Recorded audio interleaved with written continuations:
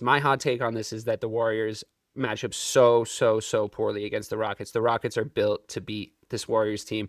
As much as I understand the idea of like not wanting to see the Golden State Warriors in a number 7 seed position, I get it. That's scary. I think if they just reframe the narrative, which Ime Udoka is amazing at doing, and he just says something to the team like the formerly greatest shooter of all time and like a national podcaster are not beating us in this round. Like, we have the best defense in the NBA. Like, we're going to play them so fucking hard.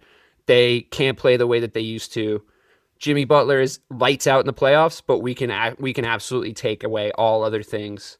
We can slow them down. They're sloppy with the ball a lot of the time. Yes, like it's exciting. I don't mean to downplay it, but I really think it's a worse matchup than a lot of people are saying. Mike, am I crazy? Is this like, holy shit, the Warriors are going to do that thing again where they sneak in as a lower seed and then like, one of them just goes insane?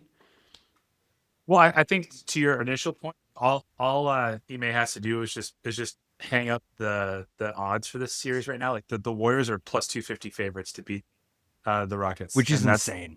That is the plus highest. 250 plus 250 is underdog.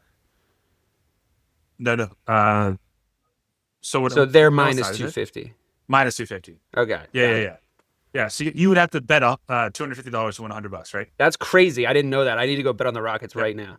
Right. So like that also is that illustrates how like the seeds in the West, like the numbers don't really matter because everything's just so close after number 4. But if you're the Warriors, like the Rockets should scare you. The fact of the matter is that you've been out rebounded your last 5 games by lesser teams than the Rockets, and you're betting the farm on the fact that if Steph has a bad game, that playoff Jimmy's gonna show up and save your ass. Now he did in that play-in game, but the NBA has already come out in like the last couple of hours and say that the refs made 4 blown calls that really cost the Grizzlies that game.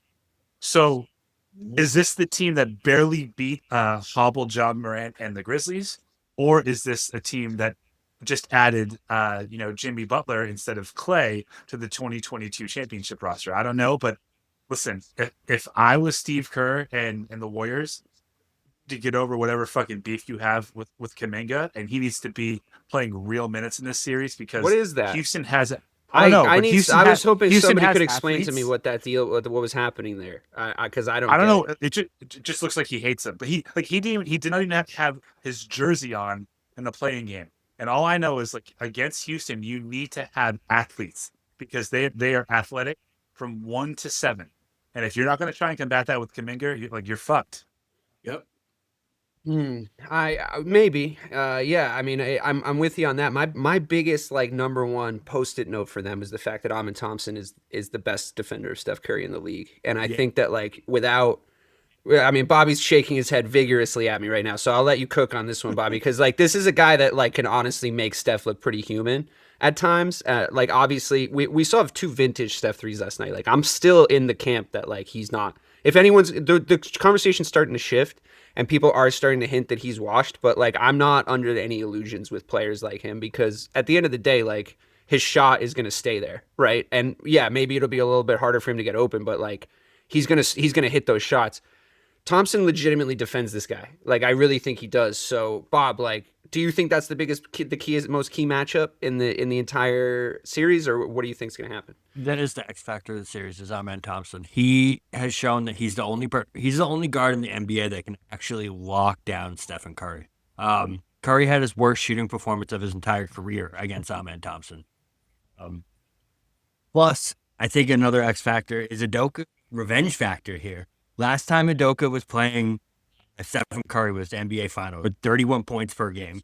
So if you don't think Udoka is going to be telling Thompson, listen, this guy cannot go off and beat us in this series, you're absolutely insane. Because that's absolutely going to be the number one thing that they try and do. The only thing I think in this series that could throw it for a loop is the Warriors are literally 23-7 since they acquired Butler. They're a completely different team with him. And having Curry... I know we haven't talked about Jimmy Butler yet, and I'm sure that by this point there's probably people screaming at their radios or whatever newfangled devices they listen to this show on, and being like, they have fucking Jimmy Butler also. And I get it. We're going to get to that, and I'm glad you brought it up. Well, it's playoff Jimmy and Steph Curry on the same team now. So you have two of the best playoff performers that we've seen in the last 20 years playing on the same team against, as good as the Rockets have been, they're pretty much the most experienced team in the playoffs, right? They haven't been there yet. This is their first year really taking that step up. So I think this one's going 7. I won't get to the prediction yet, but this one's definitely going 7. This is going to be a great series. Before you go, Ray, just 2 things. It's worth noting that Steph Curry in his last 4 games against the Rockets, averaging like 15 and a half points a game. And Kuminga's averaging 22. And Kuminga's not going to start, number 1.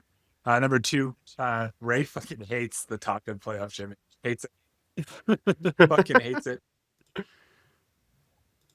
So he obviously waits until the postseason to perform better. Like, that's not debatable. We give certain passes to players, and he's one of them. Because when it's mattered the most, he hasn't got it done. So once again, that could be different this year, but we won't know until it happens. But once again, to give credit where it's due, he was phenomenal against Memphis. They did every point that he scored. I think he had 38 against Memphis. So yeah, he definitely, when he needs to, he usually, not always, but he usually rises to the occasion. So it sounds good to say, hey, Amen Thompson is an excellent defender. Once again, the numbers have supported that. Thanks for saying it sounds good. I like it when I say stuff and it sounds good. It is a different beast when every game now matters. And you have a motivated Steph Curry because they clearly believe this is their final run. They believe that. That's what they've been talking about it in their post game pressers. They talk about it on our shows. They're coming in guns blazing. Like that's that's for sure. And it's going to take Thompson to do what he's been doing. As much as I like VanVleet can't do anything. I mean, once again, unless he kind I of actually don't like him, and I've never liked him. And it was the source of like one of the biggest arguments on the podcast when he was on the Raptors. I absolutely think he stinks. I thought that he was good in the 2019 finals. Yeah, when he had fucking Kawhi Leonard. Like no, but I'm saying, but he still hit big shots.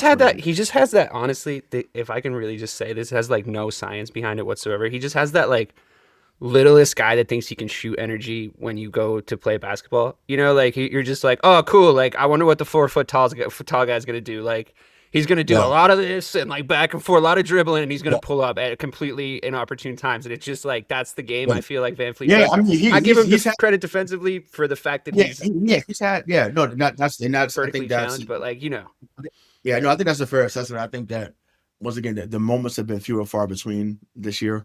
And so for the past 6 years, but sure. Well, I disagree there, but I get it. That fits the narrative, so that's fine. It's not doesn't fit the narrative. I mean, it literally doesn't fit the narrative because the narrative has to have room for things that are relevant, and Fred VanVleet is not one of those things. That's only relevant things fit in the narrative. I'll say my thing. I just don't think that he's a scrub. I'm not saying that he's this star that some. I'm definitely not going there. No, I agree with that because the thing is, I'm trained to talk about Fred VanVleet in the sense of like we were as a national basketball community talking about him like he was way fucking better than he was, so that's why I took this stance. And now if we're going like, yeah, but like he's not that bad, he's a role player, fine, I'll live there. Yeah, but like that's always been the stance of me because he was a role player on the championship team. Like, he wasn't no star then when they won. There was so many conversations about him though, Well, yeah, like he signed a star contract. He signed a star contract. But that was my whole point of that's true, Bobby. They gave him that because they had so much money to give in Houston, and it was like because Kawhi, because Kawhi Leonard when he was in Toronto, Kawhi Leonard left, and everybody, including you, fucking Bobby, by the way, you were like, they've got VanVleet, and I'm like, let me tell you, like, you gotta rejigger where his like status is in your team, dude, because Kawhi Leonard's gone. Small scrappy guard, and I'm sticking up for him. No way. Yeah, right, exactly. Like as much as I can't stand Kyle Lowry, but he was someone that made that engine go over there. Oh yeah. I also don't like him. Like this is like that fucking Raptors team was just like a bunch of guys. Yeah, I get it, but to this current team though, I think that we talk about Kyle Amen Lowry Thompson, with but his guys, giant ass like waddling out onto the fucking court like somebody's yeah, mom's here to right, pick him up. exactly. Yeah. Fucking so Uh, it's like Kyle Lowry looks like Kyle Lowry's mom. You know, that yeah, fucking huge fucking right. ass that he's just dragging around the place, which I'm sure really helps athletically, but it makes me uncomfortable to be totally Yeah, honest with you. well, totally agree. But He's got a weird body. but guys like Tari Eason, um, obviously Segun has to take advantage of his matchup every single time. Yeah. They don't have someone that can guard Segun down low. And once again, this has been the thing for the Golden State Warriors run, right? The only real big man they had was Andrew Bogut, and that was when Which they is won their first crazy. championship. I liked him. Right. So it's either been Kevon But they Looney. didn't really play like that, right? Because they like when that right, championship, exactly. like they had invented a new way to play I basketball. don't know what we think about the rebounding or not rebounding. Like Yeah. you got to keep up with them offensively. That's always been a thing. If you can't keep up with them offensively, Yeah. you're going home. Imagine, Yeah. So imagine if Wiseman actually panned out, how good they'd be. we'll see. Yeah, no, right. But so I mean, we'll see. Once again, Where Houston Draymond never has to, knocked out Jordan Poole and made him like Yeah, forget no, how to play I know, right? basketball. right. He punched the basketball right out of his fucking head, dude. That's crazy. He punched him right in the basketball, right in the Right. basketball part of the brain. Just gone Right. after that.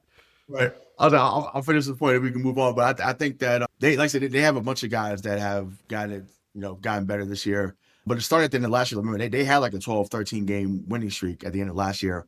They missed the playoffs, by a few games, but they had got hot last year. So this has been brewing, down there. So it kind of reminds me of what Phoenix did in the bubble, where Phoenix had won 8 games in a row at the end of the bubble. And then they came back and went to the finals the next year. So I don't think that the Houston teams are going to go to the finals, obviously, but I do think they have a chance to make a run because they are disciplined defensively. But the same thing with offensively, they have moments where it's not where it needs to be offensively. Defensively, they can lock you down, but Oh that's god, what it no, was. their offense is atrocious. I would actually go Look, so far as to say their offense is when actually Udoka was atrocious. here, offensively, there was moments where you're like, okay, what's up going on with the offense? Could be But defense mentioned. stepped it Yeah. up. So we'll see. But either way, they should win the series. But it won't be as easy as people think. All right. Golden State Warriors. Listen, as 4 Celtics fans sitting in a tree, we know not to sleep on a potentially resurgent Golden State Warriors team. Bobby, Mike, Ray, if you could, predictions and number of games, and we'll move on to the next series. I have written down Warriors in 7, to be honest. But I think I'm switching it to Oh Rockets. wow! I think I'm switching it to Rockets in 7. I don't think they're going to be. When you said Warriors and when you said Warriors in 7, it was like kind of a sexy pick though. It was like it kind of was like, yeah, like maybe we can have a fucking cool series here where like the two clashes of styles like go head to head, but the veteran team like squeaks it out. I kind of liked your first instinct, but you do what you got to do. Yeah, no. Should I lock you in at Rockets at 7? Rockets in 7. This is going 7 no matter what. I can guarantee that. This is going to be the series of the first round. Okay. Oh wow. I love that. I kind of have that inkling as well. Mike? Warriors in 6. Ooh, Warriors in 6. Wow. Mike doesn't think the series is going to live up to Bobby's expectations, Ray? Rockets at 7. Rockets in 7. I love that. 2 Rockets in 7, 1 Rockets in 6. Warriors in 6. 1 Warriors in 6, 2 Rockets in 7. I'll take the Warriors in 7. No, I want to cheer for the Rockets. Rockets in 7. 3 Rockets in 7. Let's go. I just love this is Udoka another too. fun one. I love stage. Udoka. I can't root against Udoka. Agreed. No. Agreed with you 1,000%. There's no world in which I'm going against our old guy. All right. Against the team that beat him last time, but yeah, that makes sense. Yeah, no, I get it. I understand, but teams grow and evolve. It's been a whole ass year. I mean, I haven't grown evolved or any of those things in the last year, but teams Same. can. But don't. That's for me and my therapist.